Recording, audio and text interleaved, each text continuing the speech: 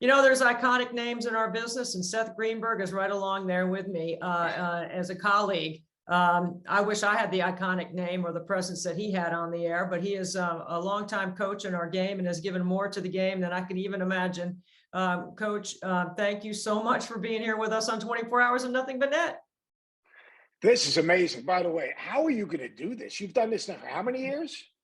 Yeah, this is our 4th year. And it is 2-a-day training right now. I'm getting geared up. It's obviously I'm motivated by my son, Frankie, to be able to do this for Special Olympics and raise a lot of money for families like mine. And I'm so grateful for your time.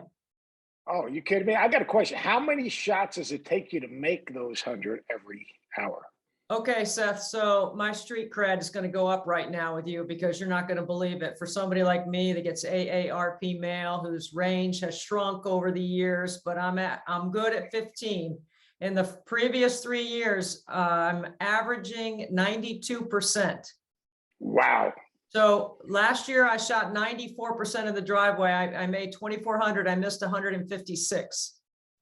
And trust me, it is painful when you don't self-correct and that muscle memory take a hit.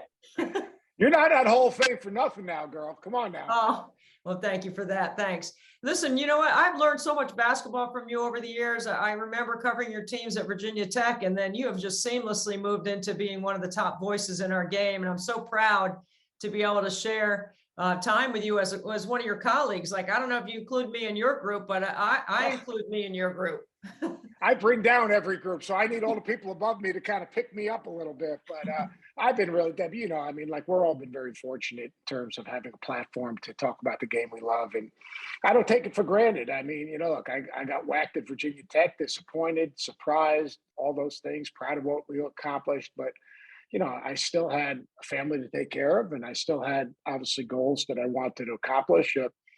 I jumped into this thing with both feet in, and not with the idea that I was going to be doing this 10 years later. Quite honestly, I thought I'd be back in coaching. But, as you understand, we work with great people, and all they want you to do is have a good show. And all they want you to do is give you the support you need to be successful, like anyone in life does. People want to have people that are going to stand beside them, not behind them, but stand beside them to help them cross bridges. And, to me, ESPN's been incredible to me. It's given me a new life, a new perspective on things. It's been able to take care of my family and obviously a lot less stress. But I don't take a day for granted the opportunity ESPN's given me because, when you get let go in coaching, you have people come to your side, the first few weeks, but then you're standing out there on an island by yourself. And ESPN's given me a platform to do the things I love, and I'm deeply indebted to that opportunity. Amen, brother. I'm right there with you. I've been on the air for 34 years. I don't take one day of it for granted. I remember early on when I was just getting started, when there weren't any games, or ESPN was still in its infancy, and it was really hard to connect and get on with them because they're such the leader in our game. And I love the game like you do. And when you mention, when you get whacked at Virginia Tech and you face some adversity, everybody thinks that people on TV are rich and famous. I grew up thinking that. That's not the case, man. That's not even close. Yeah, I guess if I could have survived at Virginia Tech, I would have been rich because the money they're paying coaches right now, I kind of missed it by a couple of years. But look, I loved coaching. I loved every minute of it, but I didn't get any coaching for money. It was never even a factor. I never even asked where I was getting paid until my second contract renegotiation at Virginia Tech. It, to me, was I got into coaching because I sat at the 5-star basketball camp a zillion years ago and listened to UB Brown. And listening to him move me, said, man, what a great thing it would be to stay in the game, impact someone else like Coach Brown was impacting me. And that's why I got into coaching. It had nothing to do with, I thought maybe someday I'd be the head coach at Fairleigh Dickinson, Harvard on a Hackensack, and I'd be happy as a lark. Just having a chance to help someone get somewhere they can't get themselves, which is the lie, but it really is true. And, the greatest thing about coaching isn't the wins. I can think about great wins, but it's how your relationship changes with your players as years go on. I tell people this story all the time. During COVID, I would do Zoom calls with former players, 30, 40, 50 at a time. And that was more rewarding than any game I coached, to be honest with you. And that's the responsibility you get when you coach. Debbie, you understand that it's a responsibility that someone else is giving their child to you in a very important time of their life to help them grow, mature, and make sure that the work that they did in advance, you continue to keep emphasizing the values and the work ethic and the accountability to make sure that the rest of their lives are successful. So it's a big responsibility coaching. People don't understand it. Everyone looks at TV and looks at the money now. They don't understand the responsibility that goes behind it. And your invaluable experience as a coach. I mean, I've watched you because we've served on panels together or we've done Zoom calls together. I've watched you use the word bridge and connect. You've done that so many times over with young coaches. Like, what's your message today to some young coaches out there that are, really trying to make it happen for themselves on their own campuses? Well, I think first and foremost, enjoy it. Take the time to take a step back. You work so hard to become a head coach that you've got to, once you become a head coach, you got to enjoy it. You got to get lost in the players. You got to get lost in the process and the experience. And, a big thing I do, and I don't know, I mentor about 20 or 30 coaches, and it's really, don't let the job suffocate you. I mean, it can be suffocating. It's all encompassing. I mean, you're on call 24/7. You have tremendous responsibility. Remember why you got into it: to teach, to help people grow, to help people mature, to help people develop, to impart your love for the game and what it can do for you, to someone else. Now, I also got into it because I wanted to help make sure, I coached a lot of first-time graduates and family graduates, first-generation graduates. And, I've always said, I said this in one of the last meetings that we had at ESPN prior to the start of the season, one of our kind of get-togethers. I asked all the first-time college graduates in a family to stand up, and I said, if you remember, I said, now tell me if your children are college graduates or are aspiring or in position to become college graduates. Everyone remains standing, and you've got to. The best way to break the cycle isn't NIL. The best way to break the cycle isn't the NBA or even Europe, because the money's drying up. You got to have a life after that. The best way to do that is through education. That's one of the biggest things that bothers me about everything that's going on right now. We talk about the transfer portal, we talk about NIL, we never talk about really the real reason you go to college is to graduate, to basically have an opportunity to help yourself and help your family. And that's what we've lost, unfortunately. I'm all for players getting taken care of, but I'm also all for players never losing track of why they're in school. And that's to get a degree, because very few guys are going to make a lifetime living playing college basketball. I agree with you, Seth. I don't hear anyone talking about the educational experience. I mean, we both, I have a master's degree. I think it's really important. My kids are all going to college, and one of them is getting a master's degree. But, I'm hearing stuff like an SEC walk-on the men's side would turn down a graduate level offer for an NIL deal, which is more than the cost of their education, that for a lower level league. I mean, it's just amazing some of the things that you're hearing out there. Where do you think the end game is? I don't know. I mean, I don't think we're going back. Right. I mean, the end game is going to be the Power Five's breaking off. I mean, in the end, that's what the end game is going to be. I think we've got to start our messaging. I mean, like, here's the deal. Everyone uses the thing. Well, if you're a great musician, you can go make a living using your name, image, and likeness. I have no problem. There's a difference between name, image, and likeness and pay for play. It's plain and simple. We started with name, image, and likeness last fall, and now on warp speed, we've gone to pay for play. And on warp speed, name, image, and likeness combined with the transfer portal has killed a little bit of the integrity of our game and the college experience. And like I said, I'm all for players, making something. But Leonard Hamilton, we had him on our podcast the other day. He made a great point. The very best of the very best get taken care of in other endeavors, in the arts and things of that nature. Like, not everyone does. Not every theater student, at Northwestern, or journalism student at Northwestern, while they're there, are going to become icons in their field. So I mean, we've got to find a way to find a balance, and we also got to have greater integrity, in my opinion, within the profession. Guys going on someone else's campus and recruiting guys right off their campus, to me, is not right. It's not right. If you're going to do that, set up a meeting away from that campus, but to walk on someone else's campus and recruit a guy right off someone's campus, to put your name in the portal while you're flying back from an NCAA tournament game That's is tough. not right. I think we've got, I don't have the answers, but I think we've got to find a way to do this with greater integrity and with a greater purpose. And because it's not sustainable. Yeah, you can get a guy like John Ruiz at the University of Miami, and he's a billionaire and he can do it. And every school, and maybe the highest level, has a guy like that. But what are we teaching? What are we teaching? Like these young, how are they going to deal with diversity, and how are they going to deal with, at the end of those 2 years, and say you're getting $400,000 a year, and after taxes, it's $300,000, and then after you maybe you do the things you're going to do. What happens if in your next job, you're not a pro? So what happens in your next job? You're going over Europe for 60 grand.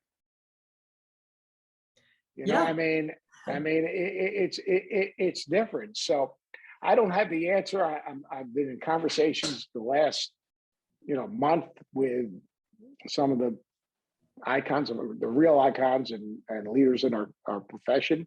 No one has the answer. The one thing we all agree on is we've lost track of education, and this is not sustainable, and that we're cheating the young people because we're giving them an unrealistic understanding of what the real world's going to be about. And we have obviously devalued the reason you go to school. So it's going to be an interesting, next few months. No one knows who's on the roster. I talked to the coach today. He's got 5 guys on his roster. 5 guys. We won't know till August when they actually enroll in school. If they're in the portal now, they got till August. There's no drop date. See, like to me, if a guy's in the portal, and then he comes back and goes to summer school, then his clock is started for that next year. Now, the bigger thing, Debbie, is coming up is, obviously the portal, it's one-time exception. That's going to be challenged. That's going to be thrown out. So, like, my question is, and we talked about this in the podcast, if the NFL, the NBA, and Major League Baseball worked on, at the end of every year, everyone was a free agent, you'd have chaos. Well, right now in college athletics, everyone's a free agent. Like Tom Izzo said, tongue in cheek, but I'm not sure it's tongue in cheek. Next year, every single player in the country is going to put his name in the portal. Why not? That's crazy. All right. So Jay Wright retires, and my immediate reaction is to text Tom Izzo, Coach, don't go. Please stay. We got to have some guys like that stick around, right? I mean, Coach K's going. We'll survive all of that. I mean, we'll move forward. But the real pillars of where the game is are guys that have been invested their entire lives, like a guy like Tom Izzo. How do we teach players and student athletes to survive some adversity? Yeah, I mean, that's why Tom he's struggling with this whole thing. I don't think he's leaving right now, but I mean, let's put it this way: he and I are really close. I mean, this is disheartening to him because like every freshman, and it's true. How many freshmen aren't unhappy? Like, I don't know. I mean, everyone is unhappy as a freshman, right? Yeah, I mean, like Debbie, like you watch on TV, and that looks easy. You get there, and it's really hard. The speed of the game, like people watch these guys in summer basketball, and there's no scouting report. You're not deciding what you're going to give, you're going to take away. I think the grassroots basketball is really, really good, but let's not compare it to the preparation of a college game and the intricacies of what goes on during those 40 minutes. It's night and day. So. I mean, like Jay's situation was unique in that he had COVID year, the Olympics, the Hall of Fame, right? A Final Four. He literally didn't have a day off. Yeah, it was, and I think I sat down with him before the Final Four, and then I sat down with him after he decided to step away, and he was exhausted. And I saw your interview with it, Seth. It was exceptional because you saw the raw emotion on his face, and I could sense it from you too. You feel it. I mean, you're around these guys. You know these guys well. Yeah, I mean, I grew up with these guys, and I talk to Tom almost every night, and the biggest thing is the reason we got into it is now not the reason we would stay into it. And like none of those guys of that generation. I mean, Jay Wright was the graduate assistant at UNLV when I was the head coach of Long Beach State. All right. I mean, so Tom Izzo was the graduate assistant at Michigan State when I was offered the Michigan State assistant job when Judd Heathcote was there when I was an assistant at Pitt. People don't remember my first job in coaching at Columbia University. I thought I was a millionaire. I made $12,000. My second job at Pitt, all right, I made $21,000. Right. I mean, my first head coaching job, I made $62,500, and I didn't even know what I was getting paid. I had no idea what I was getting paid. I mean, now the money is great, and everyone says because the money's so great, the television contracts are so great.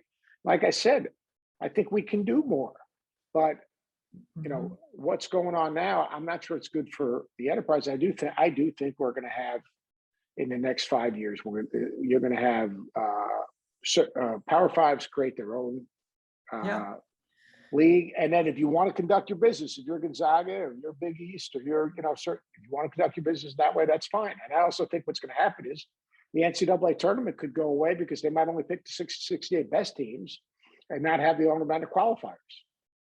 Wow. So I mean, that's something that could potentially, again, I don't know when that's going to happen, but a lot of the rules that are made across the board of NCAA are made by the 220 that are not making the money that's creating the monies for the billion-dollar television contracts and the football contracts and everything. So I think it's going to be really interesting. I mean, I've had 20 coaches in the last 2 weeks, actually last week, say to me, Seth, if you were still in it, you'd be closer to leaving than you were to staying. Now think about that. And that's a guy. I mean, I loved coaching. I mean, I loved every aspect of it. But here are some of the best coaches in the country. And I'm talking about all Hall of Fame guys or guys that are going to be in the Hall of Fame. And like my phone has been ringing off the hook. And legitimately, you speak to them. And one guy said, I went recruiting last week and not one person at the event was happy. Another guy said, I didn't go recruiting at all because I thought if I left campus, someone would come to my campus and someone would go into portal. Wow. So he did not go out. The last week of recruiting, the head coach went out one day because he wanted to make sure he stayed on campus to make sure that he didn't lose anyone. Now think about that. Yeah, that's hard to. These are high level, big time programs, like all NCAA teams. All really good coaches, really solid, winning, great cultures, great identities, programs that you would say, huh? How could that happen there? Yeah. Well, it's disheartening in some ways because it is definitely a game changer. I mean, we're not going backwards, as you said, and the value of education still is important. And just even the way we do the APR rules and everything like that, that's going to have to be adjusted because, it's crazy, right? And there's a percentage of money that goes with the APR off the basketball contract. So there's so many different pieces to extrapolate out of this that it's just absolutely seems insane that we're sitting here even having this discussion, even though we both agree, it's great the players are going to make some money, but wow, we don't want to lose the enterprise. What about third parties? Remember the time, I was still coaching where the NCAA, two things, obviously the restrictions on academics, which has worked. And the second thing was they wanted to eliminate third parties. So the way that we're going now with these agents, and these agents are basically, monetizing these players, we're bringing the third parties back into we just brought the third party, what we wanted to eliminate, we brought right back into the conversation. Coaches aren't talking to the players. Just so you understand, like half of these kids don't even visit. They're not talking to the players. They're talking to the agent. One agent told a buddy of mine, we're going to cut it from 30 to 12 to 6 to 4, and then everyone's going to make their best bid. And then it's strictly a business decision. It's crazy. We're going to go to the best deal. I don't know about 100% quote. I mean, when I was in college, I was trying to figure out every way I could extend my college stay so I didn't have to go into the workforce right away. I mean, I was just trying to stay in college on campus and have fun, right? Because that's what it's supposed to be. You play, you go to class, and you have fun, right? I mean, you just enjoy it. And I hope that we're not losing that piece of it. We don't want to lose sight of that for sure. Yeah, it's going to be an interesting. I'm like I started working on next season already, and then I finally said I don't even know who's on you guys' rosters. And I started putting together, Yeah. basically start with the Power Five and down. I start looking at rosters and speaking to guys, and I got guys saying, Seth, I got 7 now. I think I can get to 10 probably in the next 2 weeks. Yeah. It's insane, really. I mean, it's just so different. It's just a different way. I feel the same way. I mean, I'm not looking at it very hard right now either, because why? You got to make free throws. You I got got to something make tougher free than throws. that. Yes. You Okay. gotta So make free throws. I'm in 2-a-days right now, coach. I mean, I'm busting it. Like, I'm getting ready because it's not How about many free throws are you shooting a day right Well, yesterday I made 400, but I'm not worried about, honestly, you'll get this. I'm not worried about technique, muscle memory, self-correct. I got that part of it. What I'm spending my time on is getting in the best fitness that I can be in so that I can do this at a high level. I'm competitive like you. I want to do it at a high level, not because I'm trying to get some sort of percentage. What it's about is the story, the platform. The Yeah. better I can shoot it, the better the story is, so that Frankie and his friends can have some more money for Special Olympics. That's what we're doing. 100%. And Yep. I mean, I want to do it at a high level because look, I've been saying this all along. When you're getting AARP mail and you're in the driveway doing some ridiculous free throw burpee routine and your neighbors are looking at you like, for 4 years we've been doing this. It's crazy, but it's a grassroots effort. It's in the driveway. It's where you and I both fell in love with the game as kids when we got to play, pick up, and it's just really, Special Olympics is a grassroots effort. And the amount of awareness and money that we're raising is really important. And you're helping us. Well, hey, I'm honored that you asked me to visit. And like I said, what you're doing is great because look, life is about helping other people. I mean, like you're only as rich as the people whose lives you touch. I mean, it's really as simple as that. And that's why I got into coaching. That's why obviously you're doing what you're doing, and that's what life's all about. I mean, like if everyone tried to put themselves in, on an island, life wouldn't be very rich. But when you touch other people's lives, that's when you add value to your life because you've helped someone else, and that's what it's all about. So what you're doing, and obviously the passion that you have for it is tremendous, and what you've done already is tremendous, and what you continue to do, and obviously there's also a residual effect of the awareness that you're bringing. That will, who knows, the residual effect of the amount of money that's being raised outside of that, which is so important in the lives that are being impacted. It is so important for sport, right? I mean, we love sport. Playing sport is a privilege. Getting a chance to compete like we've been able to do in our careers, and just to give the pure joy of playing and participating. Like some people just have forgotten, like all this conversation that we're having. You're talking about a principal pillar of this being education. And I'm thinking just the pure joy of being with your teammates and getting to play and not worrying about other aspects. I mean, serving the game and doing things to be a good teammate are so important. And I hope we don't lose sight of all those things. Well, I'll tell you, when I was at Tech, we had every year we hosted this Special Olympic tournament on campus in the middle of the season. And I still remember, and I used to win or lose that Saturday night. It was always Sunday morning. Win or lose that Saturday night. I'd always remember sitting in the locker room telling our guys, I want you to see the joy on these guys' faces. And that's the joy that you need to appreciate and respect. And every single time at the end of the event, we'd sit and have dinner as a group, and all the guys, win, lose, or draw the night before, you could see they were uplifted because of the purity of it, which was such a cool thing. And goes back to appreciate where you are and what you have, and the ability to play and compete, and the experience and the education. But it was a great lesson for all our guys, the purity of what Special Olympics brings out. Well, if you saw Frankie behind the 3-point line, you'd see why shoot till your arm falls off became part of my vernacular, and why he doesn't play any defense at all. We're not even worried about rebounding. We're just going down the other, run the lane hard, spot up behind the 3-point line. That sounds like Jim Laranaga's advice to his kids when they went to the 5-star camp. I still remember way back in the day. Jim goes, I said, Jim, the boys were at 5-star. He goes, yeah. I said, what advice did you get? He said, shoot it every time you touch it, because guys that are marking down names, they're only looking for guys that are making shots. Right. Seth, you've always had such great habits about your philanthropy and your giving, and of course, everything that you've given to the game, and for taking the time to be with us on 24 Hours of Nothing But Net. I'm indebted to your gracious attitude. I appreciate it. Thanks for asking, and good luck, and enjoy it. And it's tremendous, the passion that you have for it, and the joy you're bringing to others. That's what it's all about. Thank you so much for your help, Seth. Thanks, Deb.